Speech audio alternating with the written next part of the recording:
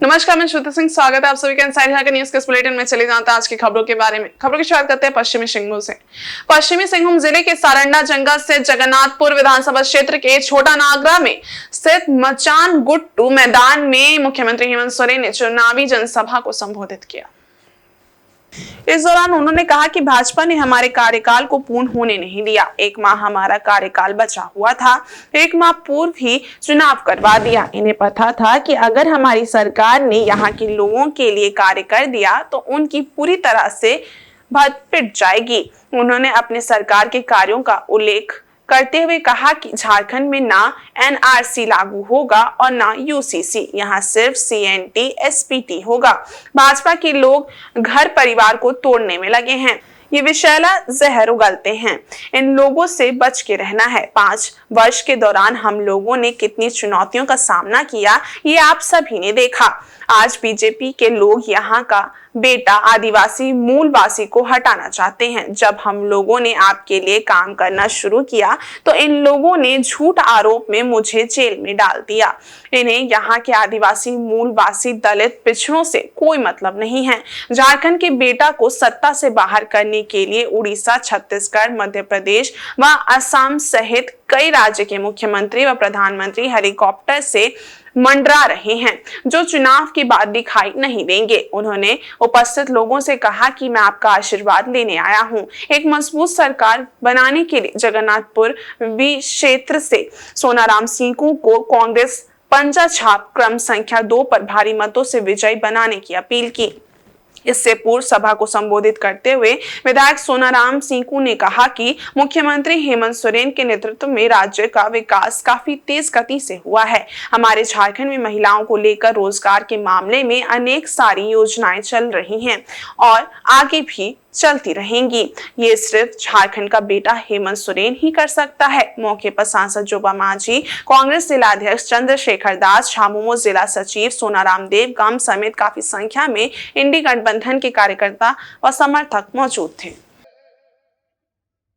कि मात्र एक जो नेता है, इसको मिलकर के हम लोग दबोच लेंगे। उन लोगों को हम लोगों ने मुंह तोड़ जवाब दिया और सरकार को गिरने नहीं दिया। लेकिन हमारे विपक्ष के लोग नहीं चाहते हैं कि आदिवासी मूलवासी अपने पैरों पर मजबूत हो। ये नहीं चाहते कि हम सरकार चलाएं और आज इसीलिए हमारे सरकार का अभी 1 महीना बाकी था, पहले ही चुनाव का घंटी बजा दिया। राज्य अलग होने के बाद पहली बार समय से पहले इस राज्य में चुनाव हो रहा है। क्यों पहले चुनाव हो रहा है ये किसी को पता नहीं, सिर्फ इसलिए हो रहा है कि चुनाव आयोग को अधिकार है। अधिकार है मतलब जो चाहेंगे सो करेंगे। आज के दिन में इस देश का जो सबसे पहला कदम हमने रख दिया है, कानून बना दिया है, सरकार ने निर्णय ले लिया है, उसका पहला कदम दिसंबर में दिखेगा। जो महिला दीदियों को 1000 रुपया जा रहा है, वो 1000 बढ़कर के 2500 रुपया आगे खाते में। रांची में इंडिया गठबंधन ने मंगलवार की शाम अपना घोषणा पत्र जारी कर दिया। इसमें 7 गारंटी का वादा किया गया है। ये घोषणा पत्र कांग्रेस के राष्ट्रीय अध्यक्ष मल्लिकार्जुन खड़गे, मुख्यमंत्री हेमंत सोरेन, राजद के प्रभारी जयप्रकाश यादव, माले नेता शुभेंदु सेन की उपस्थिति में जारी किया गया। इंडिया गठबंधन की 7 गारंटी में 1932 के खतियान पर आधारित स्थानीयता नीति लाने, सरना धर्म कोड को लागू करवाने के साथ साथ क्षेत्रीय भाषा संस्कृति के संरक्षण को संकल्पित मैया सम्मान की दिसंबर 2024 से मैया सम्मान योजना के तहत 2500 रुपए की सम्मान राशि दी जाएगी। एसटी 28%, एससी 12%, ओबीसी को 27% एवं अल्पसंख्यक के हितों का संरक्षण करने हेतु संकल्पित। साथ ही पिछड़ा वर्ग कल्याण मंत्रालय के गठन के लिए संकल्पित। राशन वितरण 7 केजी प्रति व्यक्ति किया जाएगा। साथ ही गैस सिलेंडर राज्य के हर गरीब परिवार को 450 रुपए में दिया जाएगा। झारखंड के 10 लाख युवक युवतियों को नौकरी और रोजगार का अवसर उपलब्ध कराया जाएगा। 15 लाख रुपए तक एक पारिवारिक स्वास्थ्य बीमा दिया जाएगा। राज्य के सभी प्रखंडों में डिग्री कॉलेज तथा जिला मुख्यालयों में इंजीनियरिंग, मेडिकल कॉलेज और यूनिवर्सिटी की स्थापना की जाएगी। साथ ही रोजगार के अवसर उपलब्ध कराने के लिए औद्योगिक प्रोत्साहन नीति लाते हुए राज्य के सभी जिला मुख्यालयों में 500 एकड़ का औद्योगिक पार्क बनाया जाएगा। धान के एमएसपी को 2400 रुपए से बढ़ाकर 3200 रुपए करने के साथ साथ लाभ, तसर, करंज, इमली, महुआ, चिरौंजी, साल बीज आदि के समर्थन मूल्य में 50% तक की वृद्धि की जाएगी।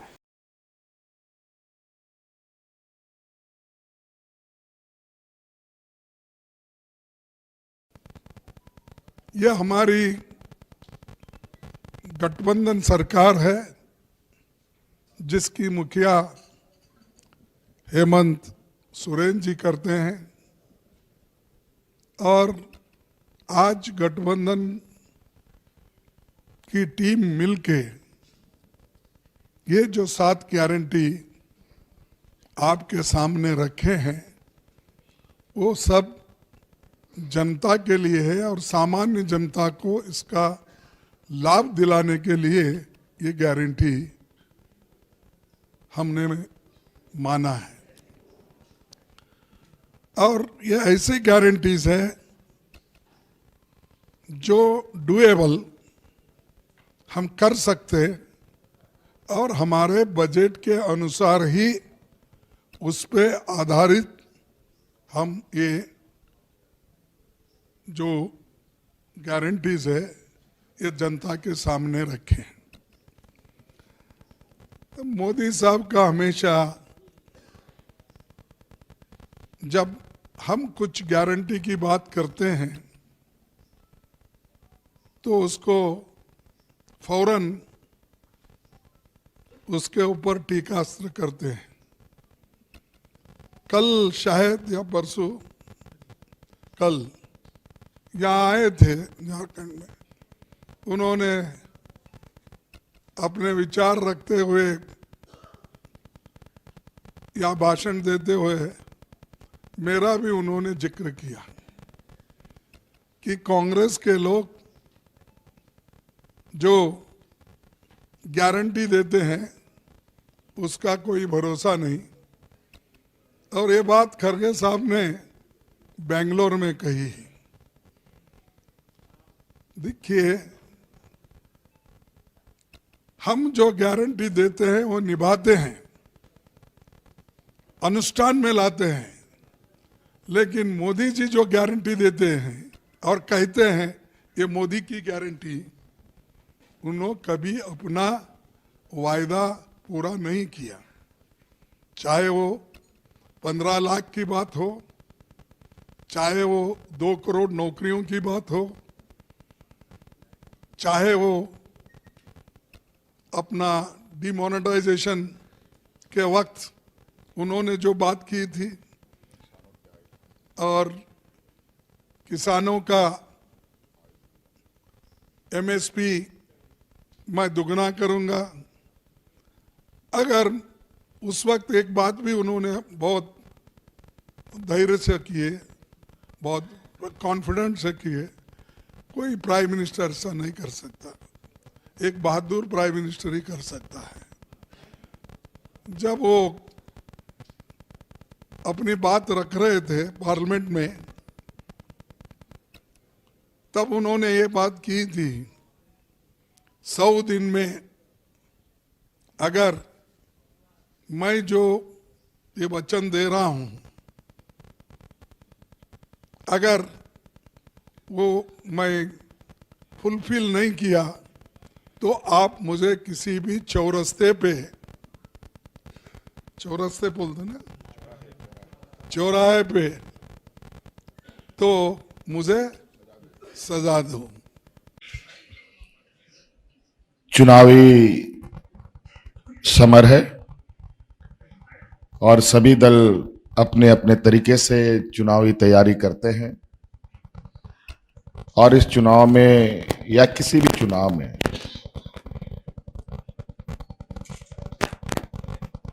दलों के द्वारा राज्य की जनता को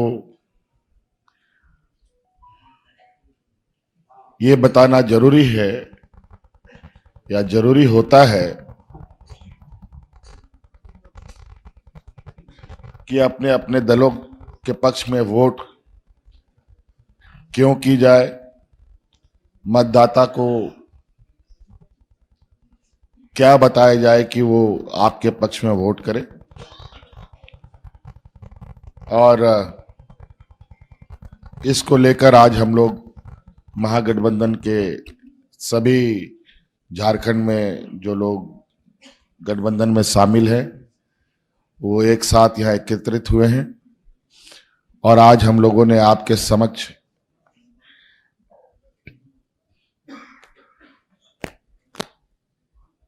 इस चुनाव के बाद आने वाले सरकार में हम लोग किन किन कामों को प्राथमिकता के साथ आगे लेके चलेंगे। वैसे तो काम हजारों होते हैं, बहुत सारे ऐसे होते हैं जो सरकार के चलने के क्रम में वो सारी चीजें आती हैं और उसे करना पड़ता है। तो जब सरकार बनेगी और सामने आएंगी उस बात को देखा जाएगा लेकिन एक आउटलाइन राज्य की दिशा देने के लिए हम लोगों ने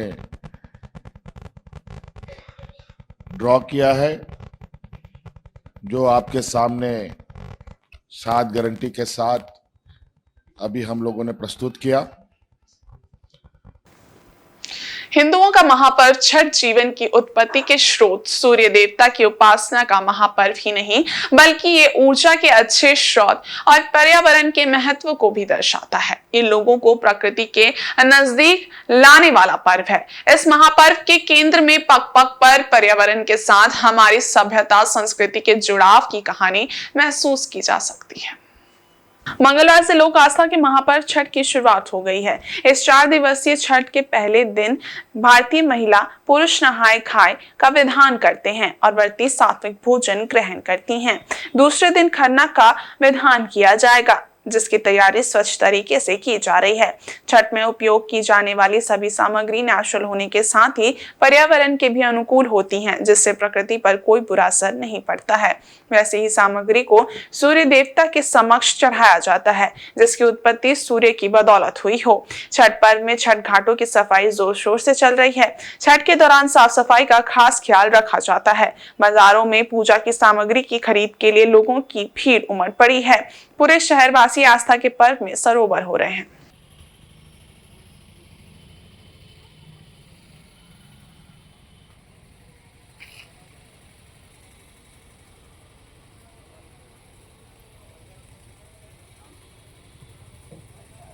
जी में तो है।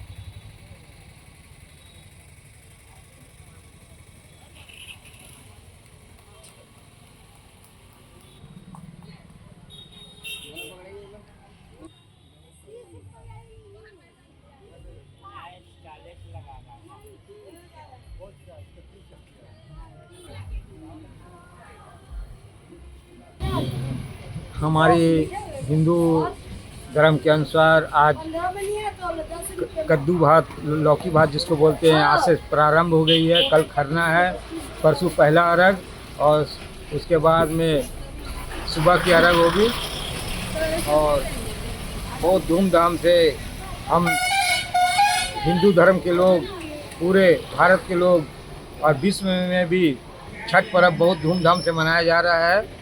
हर वर्ष की भांति इस वर्ष भी बहुत धूमधाम से बहुत उत्सव से यह पर्व मनाया जा रहा है। बाजार सज चुका है और लोग की खरीदारी भी बहुत अच्छे से हो रही है। दाम पिछले साल की भांति ही दाम है, दाम में कोई बढ़ोतरी नहीं हुई है और हम लोग आस्था का पर्व है इसीलिए इसको बहुत ही लोग बहुत खर्च का पर्व है। हर घर में कम से कम 5-7 हज़ार रुपये की खर्च हो जाती है छोटे छोटे सामान लेकर भी, इसीलिए इसे हम लोग भारी डिस्काउंट में भी देते हैं और जो व्रतधारी सक्षम है वो तो पैसे दे के लेते हैं। ऐसे हम लोग फ्री का भी सेवा बहुत सारे ऐसे लोग के जो सक्षम नहीं है उसको हम लोग देते हैं, जैसे सूप हुआ, नारियल हुआ, अगरबत्ती हुआ, पूजा के सामान हुई जो भी अगर ऐसे वर्गधारी है जो लेने में सक्षम नहीं है, उसे हम लोग निःशुल्क भी सेवा प्रदान करते हैं। वहीं राजधानी रांची में मुख्य निर्वाचन पदाधिकारी के रवि कुमार द्वारा प्रेस वार्ता आयोजित की गई। प्रेस वार्ता के माध्यम से उन्होंने लोगों को जानकारी दी कि मतदाता पर्ची मतदाता पहचान पत्र नहीं है। वहीं उन्होंने कहा कि पूर्व में ऐसा देखने को मिला है कि मतदाता पर्ची को पहचान पत्र समझकर मतदान करने लोग पहुंच जाते हैं और अनावश्यक रूप से परेशान होते हैं। मतदाता पहचान पत्र के अलावा कुल 12 तरह की आईडी प्रूफ मतदान के लिए भारत निर्वाचन आयोग द्वारा स्वीकृत हैं। उसके अतिरिक्त किसी भी तरह के अन्य पहचान पत्र मतदान के लिए वैध नहीं होते हैं। उन्होंने कहा कि प्रथम चरण के चुनाव के लिए मतदाता पर्ची वितरण 8 नवंबर तक चलेगा। इस दौरान बीएलओ घर घर जाकर मतदाता पर्ची का वितरण कार्य करेंगे। इस बार मतदाता पर्ची में अंकित सीरियल नंबर और पार्ट नंबर को घेरे में दर्शाया गया है ताकि मतदाता उन दोनों नंबरों को नोट कर मतदान केंद्र पर जाएं और आसानी से अत्यल्प समय में अपना नाम खोज सके और मतदान के लिए सही कतार में खड़ा हो सके। इससे जहां समय की बचत होगी वहीं मतदान की गति भी बढ़ेगी। वो मंगलवार को निर्वाचन सदन धुरवा में पत्रकार वार्ता कर रहे थे। एक सवाल के जवाब में उन्होंने कहा कि जेएसएलपीएस के कर्मियों को चुनाव कार्य से अलग रखने के लिए कोई दिशा निर्देश निर्वाचन आयोग की ओर से नहीं दिया गया है। उन्होंने कहा कि कुछ राज्यों में चुनाव के दौरान शिकायत मिलने के बाद से भारत निर्वाचन आयोग का स्वयंसेवी संस्थाओं, स्वयं सहायता ग्रुप, एनजीओ आदि को चुनाव कार्य से अलग रखने का स्टैंडिंग ऑर्डर है, जिसके आलोक में सभी जिला निर्वाचन पदाधिकारियों को निर्देशित किया गया है। उन्होंने बताया कि राज्य में आदर्श आचार संहिता लागू होने के बाद से अब तक 151.56 करोड़ की अवैध सामग्री और नकदी जब्त की जा चुकी है। विधानसभा चुनाव को निष्पक्ष, स्वतंत्र और भय रहित बनाने के लिए एजेंसियों के द्वारा सतत निगरानी की जा रही है। उसी का परिणाम है कि लोकसभा चुनाव से अधिक की जब्ती अब तक हो चुकी है। असेंबली कॉन्स्टिट्यूंसी में मतदाता पर्ची का डिस्ट्रीब्यूशन का कार्यक्रम चल रहा है। वो मतदाता पर्ची एक महत्वपूर्ण दस्तावेज है, मतलब एक बहुत बड़ा स्वीप एक्टिविटी है। उसका माध्यम से हम लोग प्रत्येक वोटर का हम लोग सूचित करता है। उसमें फेज 1 का असेंबली कॉन्स्टिट्यूंसी में 7-8 तक कंप्लीट करना, नवंबर 7-8 तक कंप्लीट करना है। इसमें कहाँ पर भी किसी क्षेत्र में आपका मतदाता पर्ची अभी तक वितरण नहीं हुई तो कैंडिडेट आपका आरओ एआरओ से संपर्क कर ले, ताकि समय रहते हुए उसका डिस्ट्रीब्यूशन करते हुए हम लोग एएसडी सूची का बना सकते। अभी फेज 2 है, अभी प्रक्रिया चल रही है, उसका थोड़ा सा समय है। इसमें साथ में हम लोग अभी मतदाता पर्ची में 2 काम करवाने के लिए हम लोग बीएलओ को बताया। उसमें उनका पार्ट नंबर, वो सीरियल नंबर का राउंड करके देने के लिए बोला। वो सीरियल नंबर रहेगी तो बूथ में वो जल्दी से जल्दी उनका वोट करने के लिए प्रक्रिया बढ़ा सकते हैं। उसका बारे में हम लोग इस बार वो कर रहे हैं। अब भी एक भी याद रखना है, मतदाता पर्ची आईडी प्रूफ नहीं है। उनका अपने वोटर आईडी कार्ड लेके आना, नहीं मतलब कमीशन के द्वारा 12 आईडी कार्ड का निर्धारित किया हुआ, उसमें एक दस्तावेज का लेके आना है। आपका मतदाता पर्ची लेके आएंगे तो आपका वोटिंग स्पीड बढ़ेगी, नहीं मतलब आपका बूथ पर एक टोकन दिया जाएगी आपका सीरियल नंबर देखने के लिए, ताकि आपका पीओन के पास, आपके पास पोलिंग ऑफिसर वन है, उनके पास आपका समय ज्यादा नहीं लगेगी, जल्दी अपने मार्किंग आप में करने के लिए आसान होगा। इसी आधार पर वोटिंग का स्पीड बढ़ेगी। ये एक तरीका है, उसका आपके माध्यम से मैं सबको सूचित करना चाहता हूँ। अभी सीसर का देखेंगे, अभी तक 151 करोड़ अभी तक सीसर हुआ। अभी लास्ट लोकसभा चुनाव में कितना हुई थी उससे थोड़ा सा ज्यादा है। अभी हम लोग बहुत बड़ा निगरानी रख के सब जगह पर देख रहे हैं। एनसीसी का वायलेशन, कल कुछ वायलेशन रिपोर्ट नहीं हुई, यथावत वही स्थिति है। और एफसीआई कर्मचारी संघ के द्वारा हर वर्ष की भांति इस वर्ष भी जैमको चौक पर छठ करने वाले व्रतधारियों को निःशुल्क फल और सूप का वितरण किया गया। हिंदुओं के आस्था का महापर्व छठ करने वाले व्रतधारियों के बीच एफसीआई कर्मचारी संघ के सदस्यों के द्वारा जैमको चौक पर निःशुल्क सूप, नारियल और फल का वितरण किया गया। इस मौके पर नवीन कुमार ने बताया कि हिंदुओं के आस्था का महापर्व छठ की शुरुआत हो चुकी है, जिसको लेकर जो महिलाएं छठ व्रत कर रही हैं और असहाय हैं, फल नहीं ले सकती हैं, वैसी महिलाओं को फल का वितरण किया जा रहा है। हम सभी सदस्य हर साल अलग अलग क्षेत्र में व्रतधारियों को फल वितरण करने का काम करते हैं। आगे भी हम सभी सदस्य निःशुल्क सेवा प्रदान करते रहेंगे श्रद्धालुओं के बीच में। इस मौके पर कई सदस्य मौजूद रहे।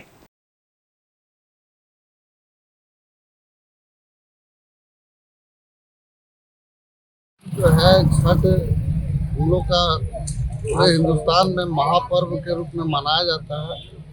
इसी एवज में जो है हम लोग निःशुल्क जो है फल और सूप का वितरण हम लोग निःशुल्क रूप से कर रहे हैं कि हम लोग समाज में जो है कोई गरीब पूजा करने में असमर्थ हुआ के जो है यहाँ से ले जाए और भगवान उनको जो है उनकी जो है मनोकामना पूर्ण हो, छठ मैया उनकी मनोकामना पूर्ण करे। और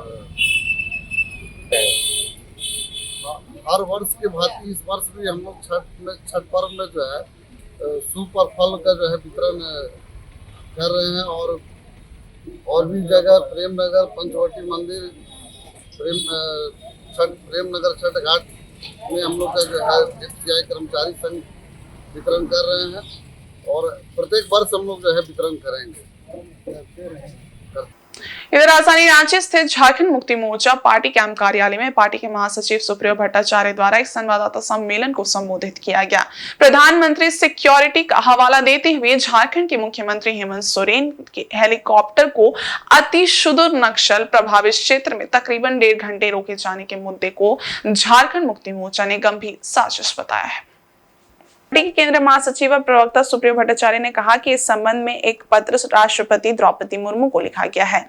उन्होंने कहा कि मुख्यमंत्री के हेलीकॉप्टर को घने जंगलों के बीच 1.5 घंटे से अधिक रोक कर रखना सिर्फ सुरक्षा में चूक का मामला नहीं बल्कि एक बड़ी साजिश की ओर इशारा करता है।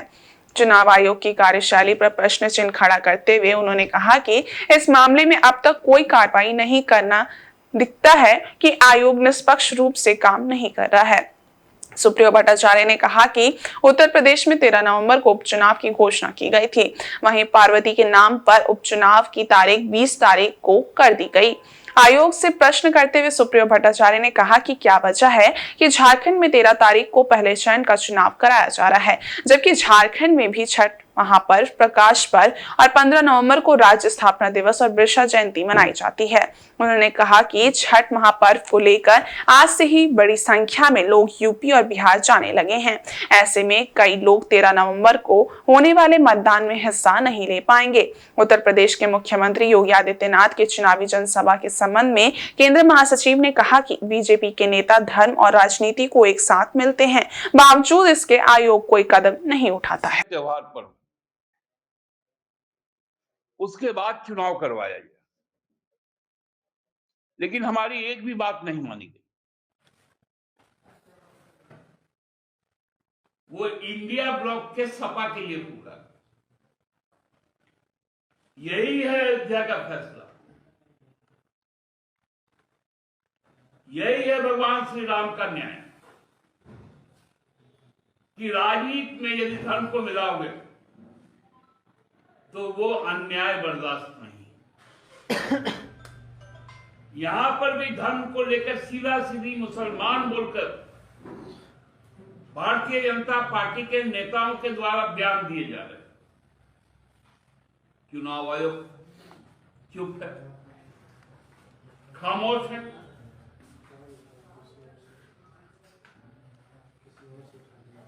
जबकि हमारे मुख्यमंत्री को डाल दो उसके जान के खतरे में, उन पर होने तो कोई उग्रवादी हमला,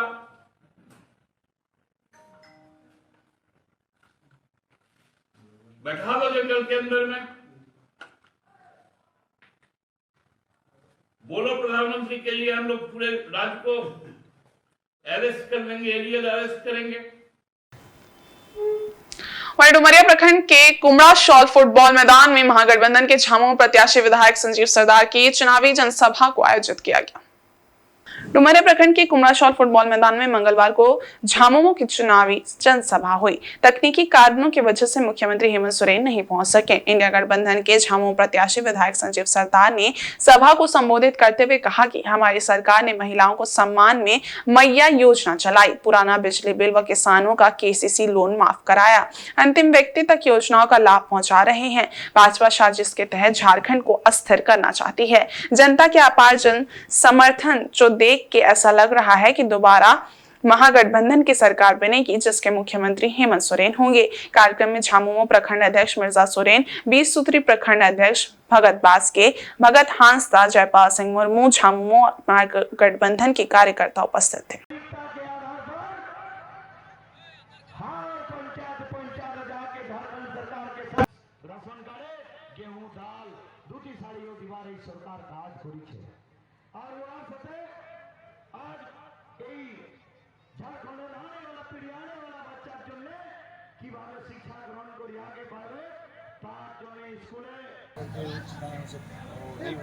उनसे बात हुआ कि कोई टेक्निकल इशू बताया जा रहा है और इस टेक्निकल इशू के चलते वहाँ से यहाँ उड़ने नहीं दिया गया।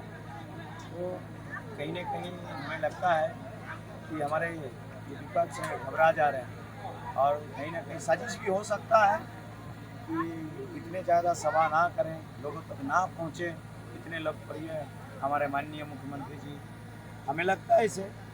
और ये हम लोग घबराते नहीं हैं, हमारे सभी के दिल में है माननीय मुख्यमंत्री हेमंत सोरेन जी। और वो जो 5 साल रहे हैं इस राज्य के मुख्यमंत्री के तौर पर, बतौर मुख्यमंत्री तौर पर रहे और इन्हीं के कार्यकाल में लगभग आज देखा जाए तो कम समय में ही आज जैसे ही सरकार का कार्यकाल शुरू हुआ तो वैसे वैश्विक महामारी में हम लोग आए, जिसके कारण लॉकडाउन में 2 साल व्यतीत हुआ विकास के काम, और उसके साथ जैसे सरकार के काजों को आगे ले जाने के लिए प्रयासरत किया, वैसे ही इसे हमारे माननीय मुख्यमंत्री जी को एन प्रकरण में झूठा केस में और बिना आधार पे और ईडी के माध्यम से जेल भेजने का भी काम किया जाए। देखा जाए तो कि सरकार का कार्य अवधि जो था 5 साल के दौरान लगभग 2 से 2.5 साल जेल, 6 महीना जेल, समय से पहले चुनाव कराना, कहीं ना कहीं 3 साल, जो कि इस जनता के लिए विकास की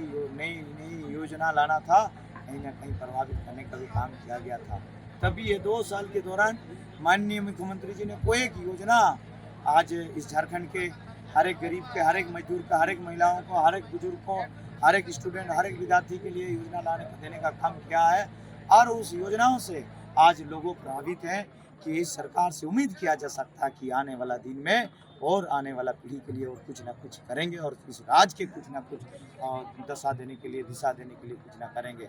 और उसी आशा और उम्मीद से आज यहाँ पे हमारे लोग पहुँचे थे उनसे सुनने के लिए, परंतु सुने ना सही, लेकिन और उनको कामों को आज जो है उनको याद कर रहे हैं कि यार, और याद करते हुए और दिल में बैठाते हुए आने वाला दिन में पुनः उसको लाने के लिए, इसलिए हमारे मुख्यमंत्री के तरफ लाने के लिए वो 13 तारीख के दिन 2 नंबर तीर धनुष छाप में वोट देके सब कोई मुख्यमंत्री को दोबारा लाने के लिए काम करेंगे। संजय बाबू, मुख्यमंत्री जी ने जो मैसेज दिया है लोगों को आपके थ्रू, तो आप क्या मैसेज देना चाहेंगे जो आपके थ्रू उन्होंने यहाँ के लोगों के लिए कहा है? हाँ, कोई बात नहीं है, वो तो हमारे घर के परिवार के आदमी है और आज नहीं तो काल से ही पहुँचेंगे जरूर। अभी समय है तो अभी समय है और प्रोग्राम हो सकता है, क्यों नहीं, और मुख्यमंत्री जी कहे हैं और हमारे पास समय है, कोई दिक्कत नहीं है और हम फिर आने का प्रयास करेंगे इसी डुमरिया की जनता के लिए। यहाँ के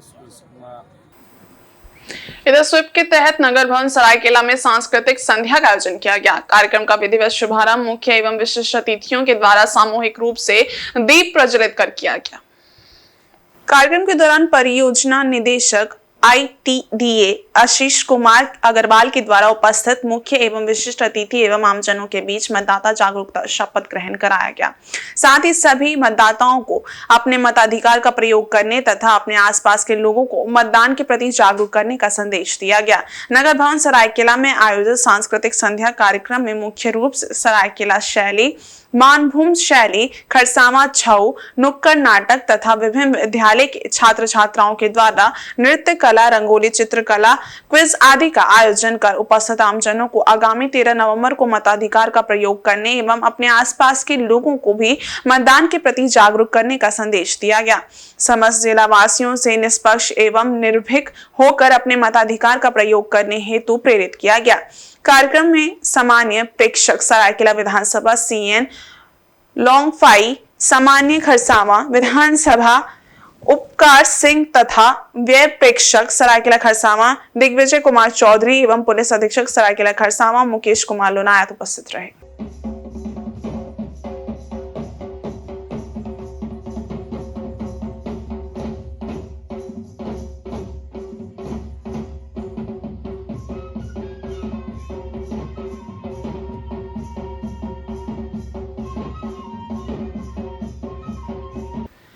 मोदी आए या जोगी या कोई भाजपा का स्टार प्रचारक, झारखंड की जनता इन्हें नकार देगी। झारखंड में दोबारा पूर्ण बहुमत से महागठबंधन की सरकार बनने जा रही है।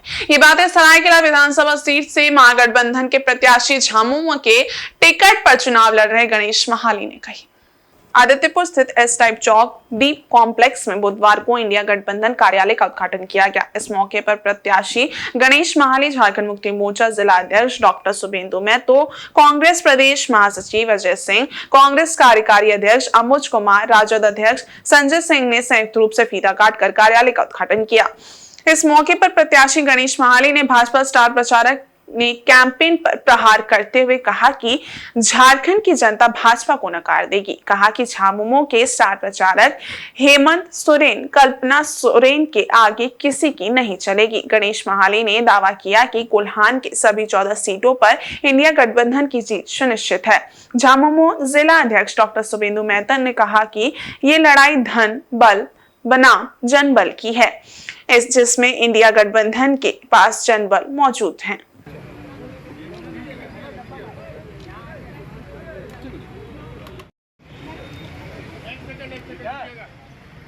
देखिए, जिस तरह चुनाव प्रचार के दरमियान सरायकेला विधानसभा जनताओं को जो समर्थन प्राप्त हो रहा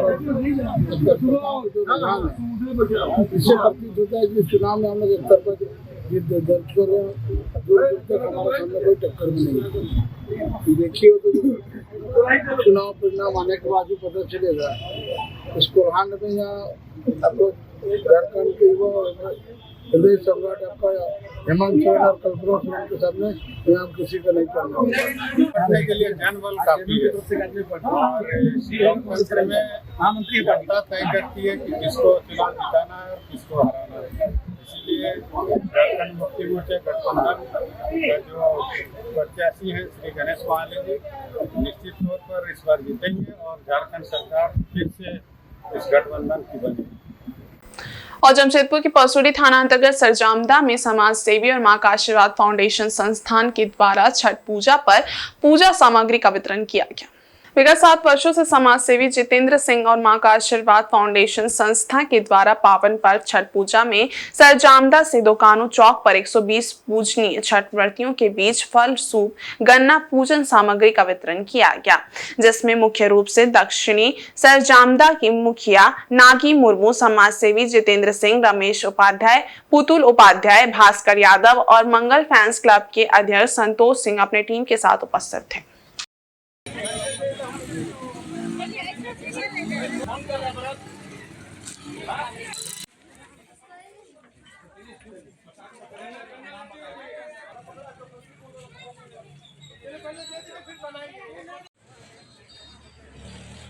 हम लोग छठ महापर्व को देखते हुए हम लोग सरजमदा पुराना बस्ती जो ग्रामीण क्षेत्र है, गरीबी क्षेत्र है, जिसका कारण हम लोग बहुत सा श्रद्धांजलि लोग पूजा करने का इच्छुक रहते हैं, मगर सामग्री सामान खरीदने में नहीं समर्थन होते हैं। तो हम लोग का प्रयास रहता है जो उन आदमी लोग को हम लोग सूट पहुँचाएँ और माँ छठ मैया का भोग चढ़ाने का काम करते हैं।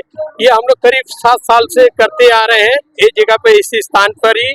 और इसमें हम लोग का सहयोग हमारे क्षेत्र के लोकप्रिय विधायक जी को भी रहता था और हम लोग एक एनजीओ भी चलाते हैं माँ का आशीर्वाद फाउंडेशन, उनका भी सहयोग से हम लोग करते रहते हैं। दोनों मिल के हम लोग इस ग्रामवासियों लोग को ये सुविधा उपलब्ध करवाते हैं। मैं संतोष ओझा। और चक्रधरपुर में भी पहले चरण के चुनाव को लेकर तमाम प्रत्याशी विधानसभा क्षेत्र के अलग अलग इलाकों में जनसंपर्क अभियान कर लोगों से वोट की अपील कर रहे हैं।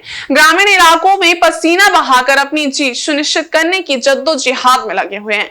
भाजपा प्रत्याशी शशि भूषण सामड़ भी चक्रधरपुर के विभिन्न इलाकों में जनसंपर्क अभियान चला रहे हैं। इसी क्रम में शशि भूषण सामड़ ने बुधवार को चक्रधरपुर के बोरदा पुल से लेकर चंदरी, चैनपुर से लेकर कैनके तक जनसंपर्क अभियान चलाया। जनसंपर्क अभियान के दौरान भाजपा प्रत्याशी सह पूर्व विधायक शशिभूषण सामर लोगों से मिले और उनसे उनका हाल चाल लेते हुए गांव की समस्याओं को जानने की कोशिश की। ग्रामीणों ने बताया कि उनका गांव मुख्य रूप से कृषि पर आधारित है।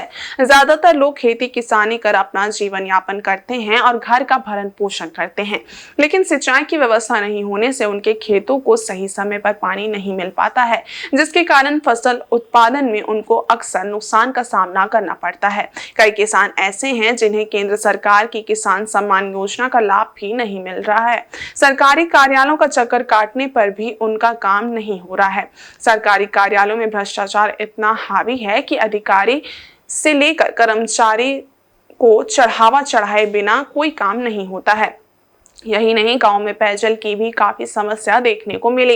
इसके अलावे कई लोगों को पेंशन राशन नहीं मिलने की भी समस्या देखने को मिली।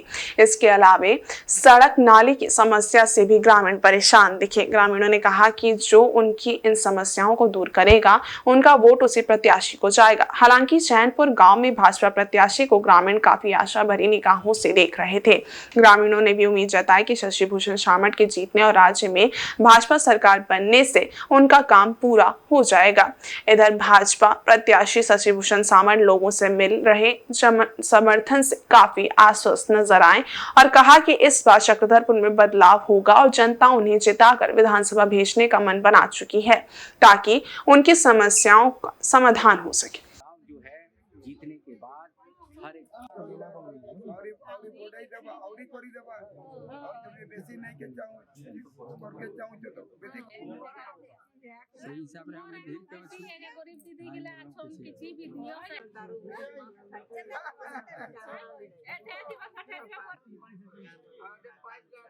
जन समर्थन तो मिले रहा है और हमारा सरकार जब आएगी, अभी ने भाई साहब ने कहे कि भाई यहाँ का डीप बोरिंग चाहिए किसान के लिए, और हमारा सरकार बनते ही और मैं विधानसभा में क्वेश्चन डालूंगा भाई कि ये किसानों का ये मांग है और गांव का लोगों का ये मांग है, तो मैं सरकार से मैं यही अपील करूंगा कि भाई हमारा सरकार फिर सभी लोग भारतीय जनता पार्टी के सरकार पर सभी किसान ने भरोसा किया है, गांव का लोग भरोसा किया है, इसीलिए हम सभी को वोट दे रहे हैं। और ये वोट जो दिए और जितने से हम लोग जमीन पे ही कर रहे हैं हम लोग उतारेंगे जी। तो हम लोग केंद्र सरकार को देखते हुए हम लोग का विकास का काम बढ़ाना है जी, और यही मुख्य मुद्दा है।